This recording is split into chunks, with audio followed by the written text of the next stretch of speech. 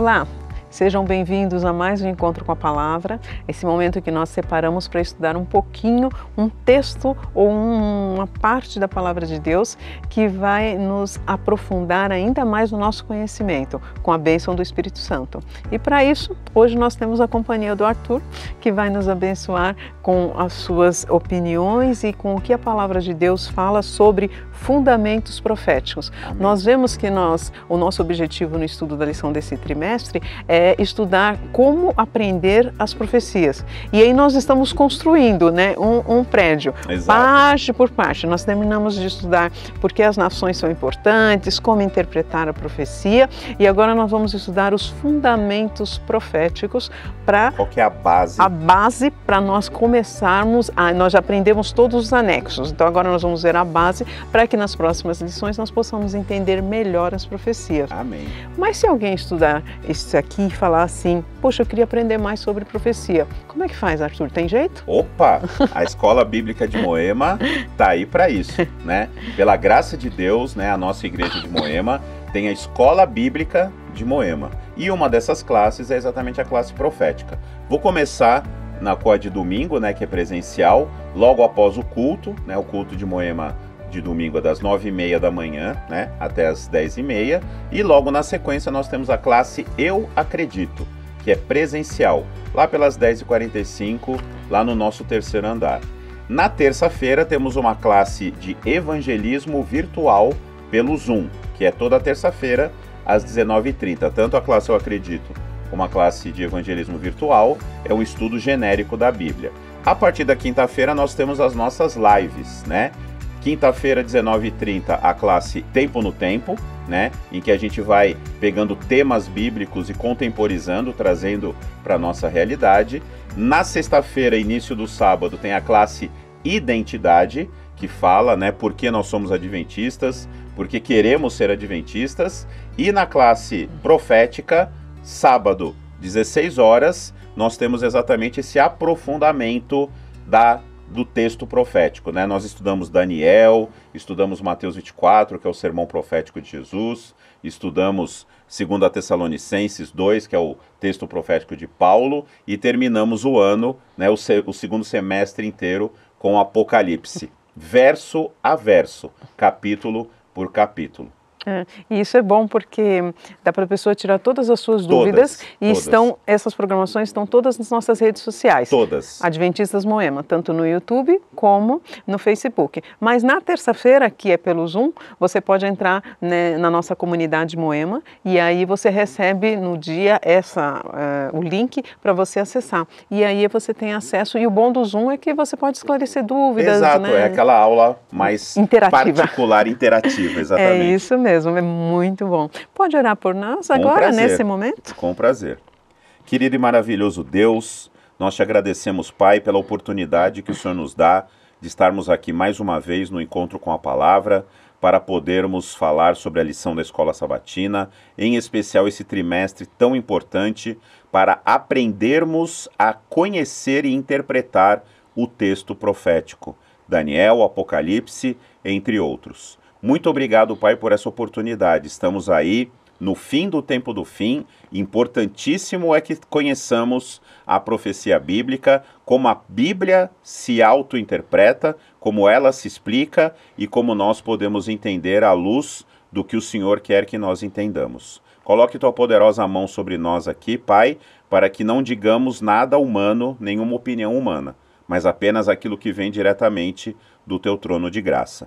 É isso, Pai, que pedimos, é isso que já agradecemos, em nome do nosso Senhor e Salvador Jesus Cristo. Amém. Amém. Amém.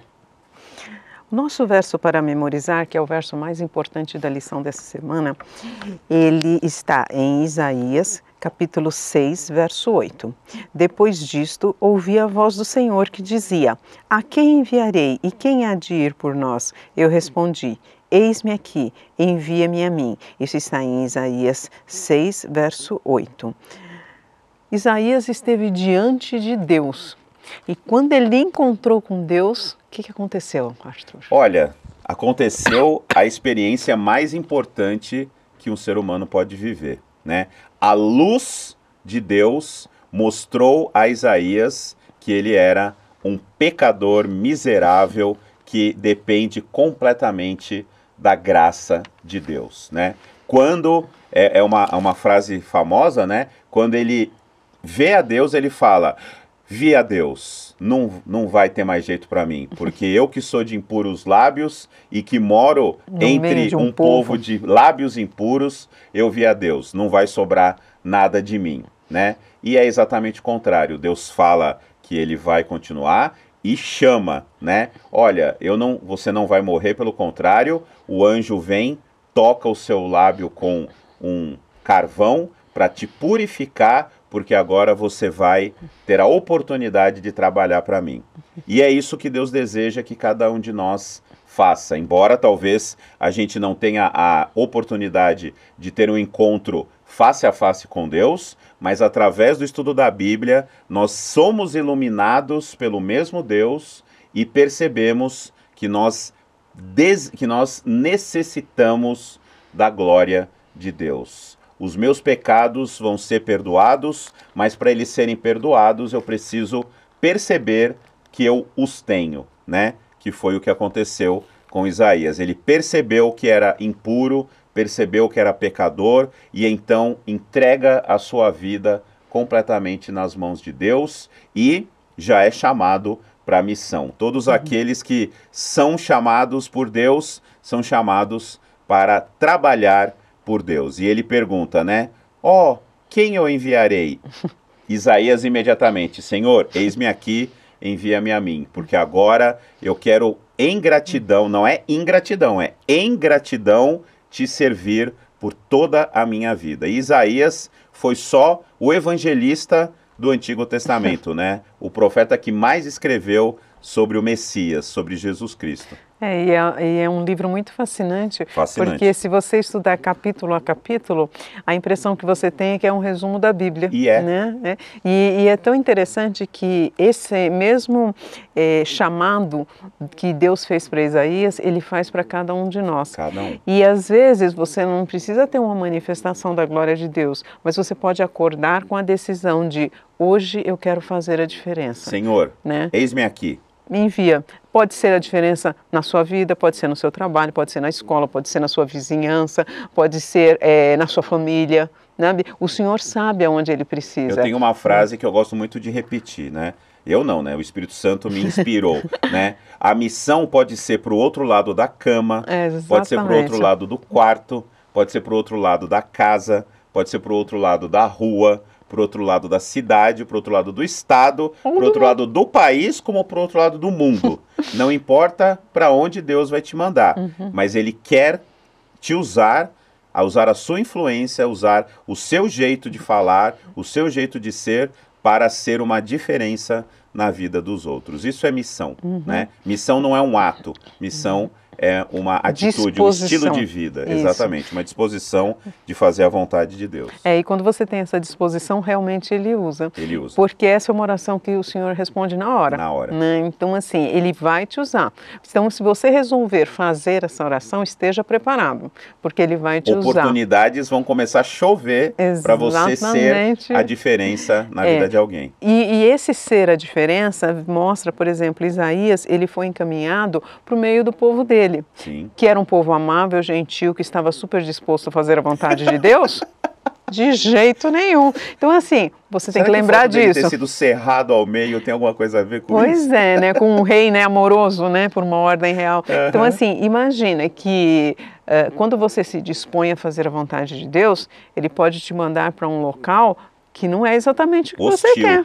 Exatamente, porque é o local onde Ele está precisando. Por isso que você tem que pensar muito antes de fazer essa oração. Não, Senhor, eu quero ser como Isaías. Né? Eis-me aqui, envia-me a mim. Ele vai te mandar. Ele não vai te mandar para uma prova maior do que você aguentaria, mas Ele vai te mandar para um local onde você é necessário, onde os seus recursos são necessários, porque às vezes você não pode ir pessoalmente, mas você tem recursos para prover que pessoas que tenham mais disponibilidade de tempo ou maior habilidade, elas possam ir. Então, assim, Deus vai te responder também. Olha, eu quero que você designe um recurso para isso. Eu quero que você se disponha, tempo. O que você quer fazer? E isso vai fazer a diferença para as pessoas, Vai. né? E vai fazer diferença para você. Principalmente. Nós somos os mais abençoados quando a gente abençoa. Isso, e a gente vê que a história de Isaías, na realidade, ela foi uma repetição do que já estava acontecendo Exato. desde a época do Éden, né? Quando a gente pensa na Arca da Aliança, que foi aquela arca muito bonita, muito preparada dentro do tabernáculo, às vezes as pessoas têm a impressão de que a manifestação de Deus, da aliança de Deus, ela começou ali, com Israel. Mas a gente vê, estudando a palavra de Deus, que lá em Gênesis 3, Deus já se manifestou e falou assim, não, olha, virá um cordeiro, esse cordeiro ele vai ser morto, né? A serpente vai picar o calcanhar, mas ele vai esmagar a cabeça da serpente. Foi a primeira profecia messiânica. Exatamente. E aí eles são expulsos do Jardim do Éden, né? Infelizmente eles pecaram, eles não poderiam viver eternamente. Deus nos ama tanto que a morte, nesse sentido, ela é uma bênção. Exatamente. Deus não queria que nós vivêssemos. Já pensou você viver 900, 1000 anos com a violência que nós temos hoje? E de repente com uma doença. Com uma doença. Uma pessoa passar 100, Exato. 200 anos com uma doença. Exatamente. Né? Então assim... Onde está a misericórdia?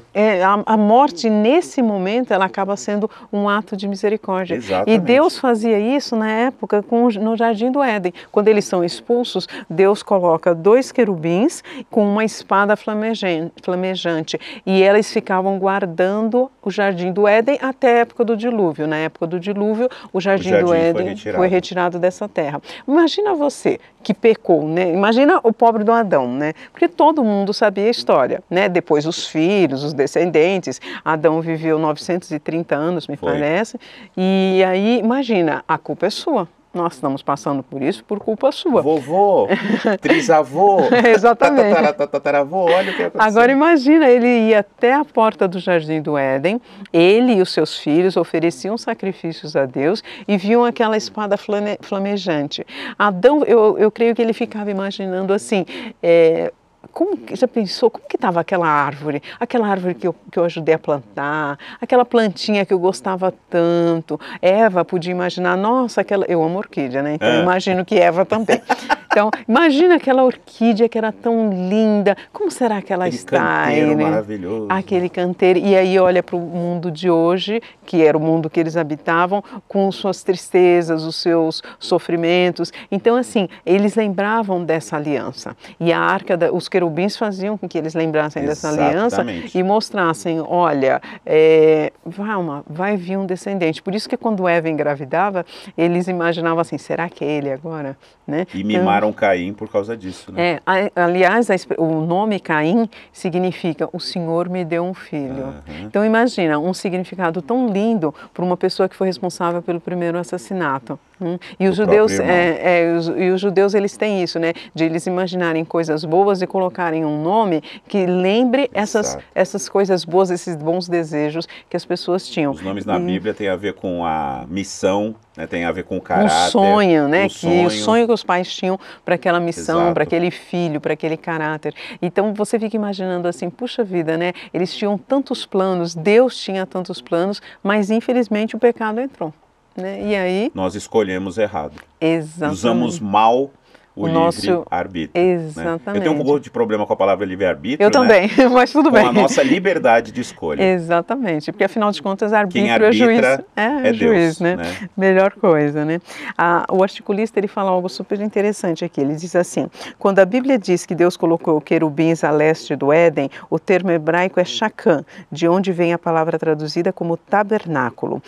Ou seja, Deus poderia dizer, Deus tabernaculou querubins a leste do Jardim do Éden. Isso mostra o desejo de Deus de sempre estar conosco. Exatamente. Mesmo quando nós não queremos estar com Ele. E é o mesmo termo que João vai usar lá no evangelho dele, e tabernaculou entre nós, né? Exatamente. Habitou entre nós. Ele veio colocar a sua tenda, o seu santuário entre nós. O próprio Jesus Cristo é identificado como o santuário, o tabernáculo de Deus na terra. E isso nos faz pensar que Deus nos ama tanto, porque quando você ama uma pessoa, você quer estar com essa pessoa, né? Você quer estar próximo, você quer conversar com ela, né? E aí nós vamos lá para o Salmo 18, verso 10, que tem uma descrição estranha de Deus exatamente relacionado aos querubins. Como é que a gente interpreta isso? Deixa eu pegar aqui o Salmo 18, 10, que diz assim, né? Cavalgava um querubim e voou, sim, levado velozmente nas asas do vento. Traduzindo, é o desejo de Deus de rapidamente fazer justiça, de rapidamente nos ajudar, né? O Salmo 18, se você pegar desde o início, é um salmo de Davi em gratidão por ter sido livrado das mãos de Saul, né? Então você vai ver ali, Deus é minha fortaleza, é minha rocha, é o meu refúgio. E aí no Salmo, no verso 10, ele vai dizer: cavalgava um querubim e voou, sim, levado velozmente nas asas do vento. A ansiedade é um termo muito humano, né? A gente não pode colocar isso em Deus, né? Mas é o desejo de muito rapidamente nos ajudar, né? Os querubins, desde o Éden, os querubins colocados no propiciatório, eles simbolizam o quê? A presença de Deus. Eles simbolizam o desejo de Deus de estar entre nós, de nos salvar, de nos ajudar nas questões do dia a dia, para que a gente todos os dias escolha estar com Ele. Então, lendo assim, né, para nós hoje, voar com o querubim, será que Deus pegou carona no querubim? Será que ele não consegue voar sozinho? Lembra um Pégasus, né? Parece ali uma carona, ali um Pégasus, mas não, é simbolicamente o desejo de Deus ajudar, no caso aqui Davi, mas ajudar todos nós. Deus está do nosso lado. Você só está a uma oração de distância de Deus. E Ele quer que você ore, Ele quer que você peça, porque Ele quer te ajudar mais do que você quer ser ajudado. Exato. E isso é no tempo de Deus. Porque às vezes quando nós ouvimos essa fala que você disse, rapidamente, fala assim, então mas eu já não sei quanto tempo. Eu estou tanto tempo sofrendo, eu estou precisando disso há tanto tempo. Será que Deus não está me ouvindo? O fato de você estar orando já é a bênção. Exato. Porque você já sabe em quem confiar. Quando você ora, se a resposta vier em 1 minuto, 1 mês, 1 ano ou uma década, não importa. Você estar orando, a bênção já chegou. Porque você já está sob os cuidados daquele que te protege e que não dorme. Exatamente. E assim, isso nos atrai para pensar que a presença de Deus na nossa vida, às vezes, ela não precisa ser com aquela luz, aquela glória, aquela coisa manifestação meio cinematográfica, né? Meio hollywoodiana, né? Mas ela pode ser nesse dia a dia. Quando você se ajoelha, às vezes nem dá para ajoelhar. Às vezes você vai no banheiro, você está dirigindo, e aí você leva os seus pensamentos para Deus. Naquele momento, a glória de Deus se manifesta na sua vida. Os problemas vão continuar? Com certeza. Mas a sua forma de encarar... Você mudou. Exatamente. Você está mais forte, você está mais iluminado. Na presença de Deus. A sua visão aumentou, você está na presença de Deus. Né? E é na presença dele que a gente vence os desafios. Sozinhos, nós já perdemos. Né? É bem isso mesmo. E aí a gente vai, esse desejo de Deus habitar no meio do seu povo, lá para Ezequiel. E aí em Ezequiel, nós vemos que aparecem animais que são estranhos, né? E a tradição do povo de Israel, ela mostra que o rosto desses animais, ele era simbolizado por algumas bandeiras. Exato. Então nós temos aqui Judá, Ruben, Efraim e Dan. Isso como diz aqui, é a tradição. Nós não temos nada que prove que isso realmente acontecia, que esses realmente eram símbolos. Mas o povo de Israel acredita nisso até hoje. Sim. Então, assim, mostrava que Deus estava em todas as partes. Ele está conosco. O tempo inteiro. Todo. Isso. Num aspecto diferente. Num era na cabeça, no outro ele era um cordeiro, no outro ele era uma águia, no outro ele tinha um rosto de homem, mostrando que qual é a sua necessidade. O que você está precisando? Exato. É nesse momento que Deus vai agir. Só que Deus age do jeito dele e no momento dele. Deus nunca se atrasa, ele nunca escreve linhas tarsas, linhas tortas, nada disso. A gente que é torto, né? A gente tem que aprender que Deus vai fazer aquilo no momento exato. E no momento que acontece isso, você acaba descansando em Deus. Exatamente. Né? E aí quando você descansa em Deus, o problema ele é resolvido. Ele simplesmente é resolvido. Né? Eu tive uma experiência ontem, eu fiz uma coisa que eu nunca fiz. Eu perdi o ticket de estacionamento. Eu sou uma pessoa muito criteriosa, eu sempre coloco as coisas no mesmo lugar. Não tem como. Gente, eu abri a bolsa, chacoalhei, cadê o ticket? Aí eu só falei, Senhor, preciso levar o carro para casa, por favor, resolve. Eu falei isso, porque o que eu podia fazer? O que eu posso fazer, já fiz. Já fiz. A minha parte... Exatamente. Aí cheguei lá no estacionamento e falei assim, olha, eu nunca perdi, mas eu perdi. Eu deixei aqui, não ficou nada aqui, então eu perdi. Aí o rapaz falou, tá bom, como é sempre, mesmo estacionamento, pode ir. Mas assim, quando você entrega o problema para o Senhor, Ele vai resolver. Mas você tem que entregar e esquecer. Entregar. Exatamente. Né? Não é entregar e puxar de volta. Exatamente, não é ficar puxando, Exato. né? O que o Senhor vai fazer? Não, mas que eu tenho que resolver. Não, Senhor, olha, eu entreguei, mas pô, exatamente. Cadê a solução, né? Ou então... Eu entreguei ou não. Ou então entregar já a solução. Sabe aquela pessoa que não ora pelo pedido, ela ora pela resposta? Então assim, Senhor, me mande uma esposa, que seja uma pessoa ideal, que ela seja uma cristã fiel, que ela ande sempre nos seus caminhos, que nós possamos construir uma família para tua honra e glória e que seja Maria. Então assim, sabe, nós temos que aprender a entregar a Deus e esperar a resposta dele, porque ele sabe o que é melhor para nós. E se não for exatamente o que você imaginava, você pensa, não é o que eu imaginava, mas é o que Deus quer, então é o melhor. Né? E para isso a gente precisa ter muita confiança. Você só tem esse nível de fé com Deus quando você o conhece. E você só o conhece estudando a Bíblia, mantendo comunhão com Ele, né? Estudando a Bíblia não é lendo, né? É estudando a Bíblia, orando, meditando na Bíblia, jejuando, testemunhando. É assim que a gente se mantém em comunhão com Deus. É diante disso que a confiança vem. Eu conheço tão bem o meu Deus, o Deus a quem eu sirvo, que se Ele está me mandando essa esposa, é porque Ele sabe que é o melhor para mim. E essa é a confiança que nos leva todos os dias a vitórias espirituais, né? É bem isso mesmo. Só que aí quando a gente lembra, por exemplo, de Lúcifer, da queda de Lúcifer, a forma como Lúcifer reagiu, e aí nós vamos lá para Apocalipse 14, e nós vemos um contraste com a forma como os salvos reagirão diante de tudo que eles passaram nesse mundo. Como que a gente compara isso? Como é que a gente consegue contrastar isso para não ter a mesma atitude que Lúcifer teve? É exatamente um contraste, né?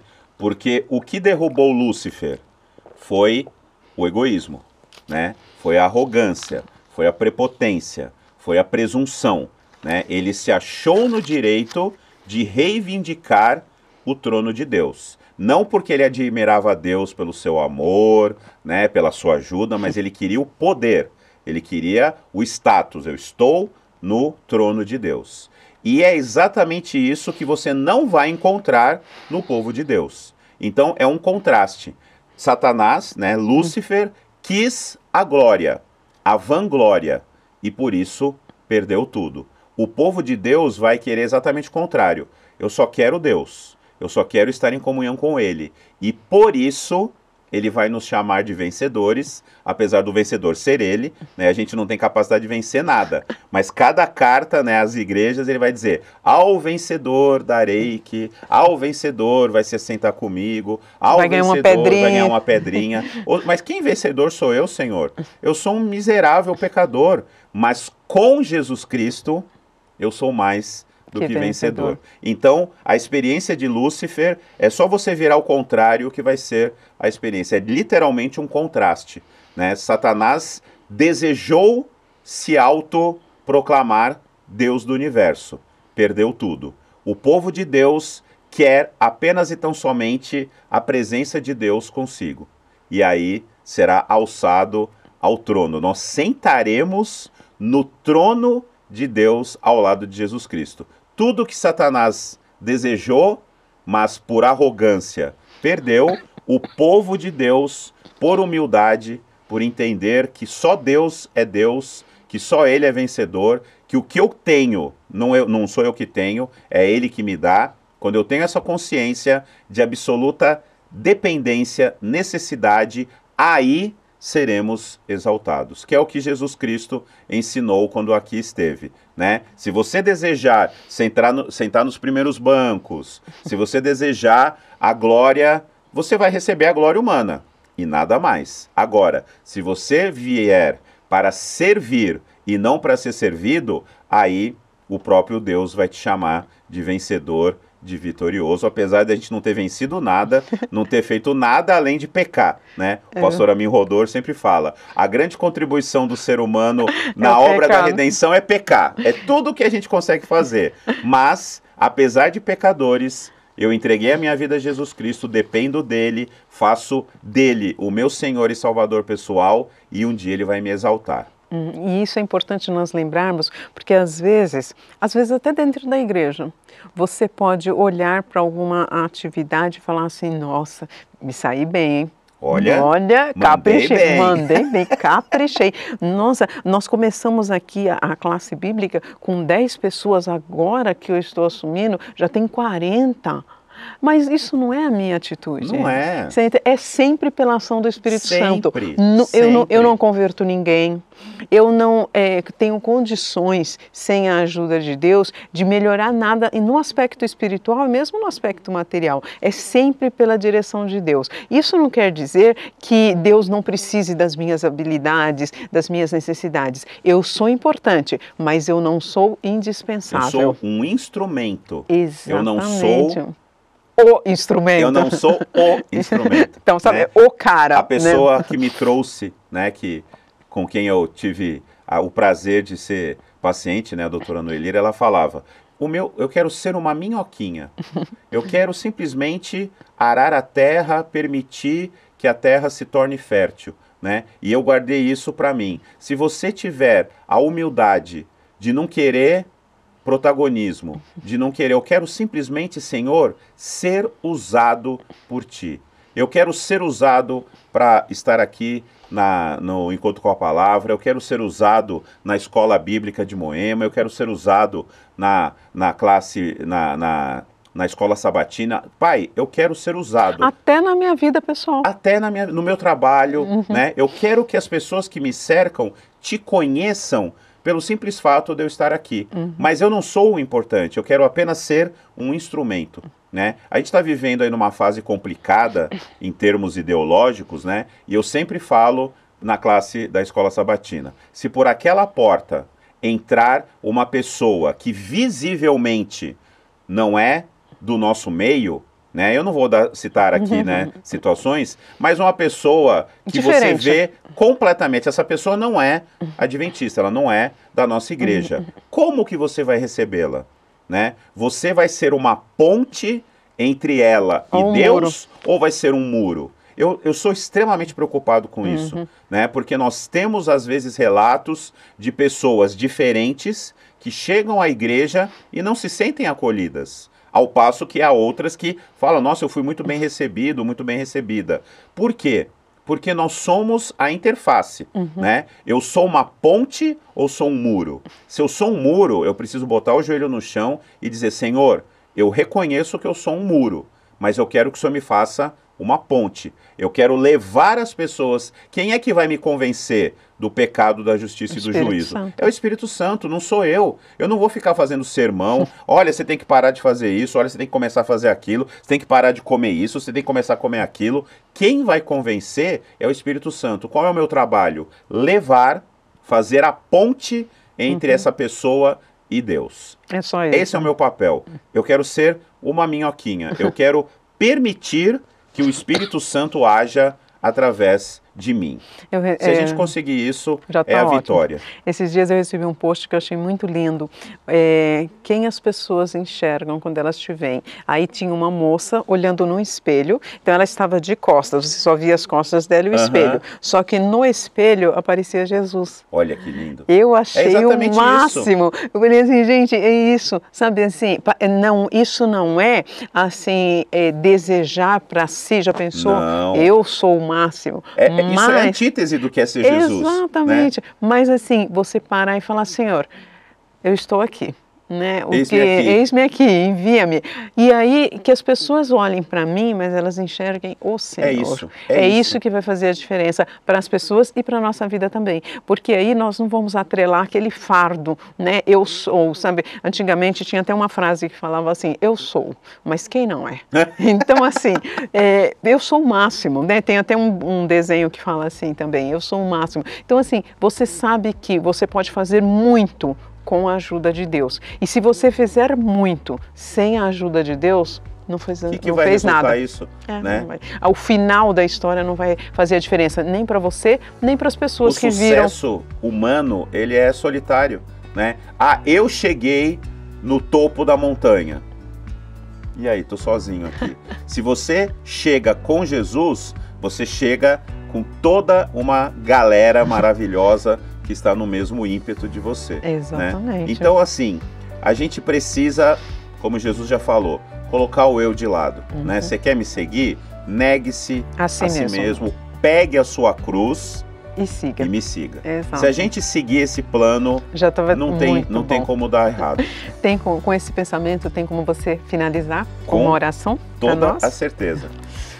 Querido Deus, nós te agradecemos, Pai, porque o Senhor nos deu a Bíblia, o Senhor nos deu os livros proféticos, porque o Senhor nos ama, o Senhor deseja que nós conheçamos o que já aconteceu, o que está acontecendo e o que ainda vai acontecer, para que nós estejamos preparados. Amém. Por quê? Porque o Senhor quer enviar o teu Filho e levar um grande rebanho, um grande redil. Desejamos, Pai, fazer parte desse rebanho e por isso desejamos estudar a tua palavra, compreendê-la, vivê-la e ensiná-la, porque queremos, Pai, ser pontes entre o Senhor e todos aqueles com quem o Senhor nos colocar em contato. Amém. Ajuda-nos, Pai, nessa missão, é o que nós te pedimos e já te agradecemos no doce e maravilhoso nome do nosso Senhor e Salvador, Jesus Cristo. Amém. Amém. Amém. Amém.